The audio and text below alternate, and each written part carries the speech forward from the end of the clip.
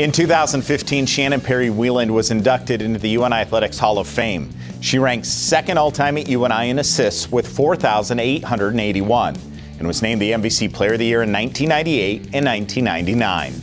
Here's a story on the first UNI volleyball player to earn D1 All-American honors. Shannon Perry Wieland was a dominant volleyball player for the Panthers from 1996 to 99. She was named the Missouri Valley Conference Player of the Year in 98 and 99 and was the first UNI volleyball player to earn Division I All-American honors. Shannon is married to former UNI wrestling All-American Tony Wieland, where they live in West Des Moines with their 2 children. This year, she was inducted into the UNI Athletics Hall of Fame. It means a lot. it really does.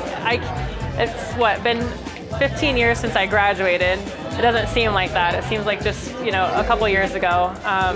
It's very humbling. It's not a reward from a conference. It's not a reward from a tournament. It's actually truly from UNI, which is why we came here and why we are Panthers still to this day. As the setter, she led the Panthers to the NCAA Sweet 16 for the first time in school history in 1999. She ranks second all-time at UNI in assists and was selected as a member of the MVC All-Centennial team. Shannon keeps in touch with former coaches and teammates, and the University of Northern Iowa will always hold a special place in her heart. Just an overall good school. I'm so proud to represent UNI and got a good education. Thankfully, got it paid for, and that's always a bonus.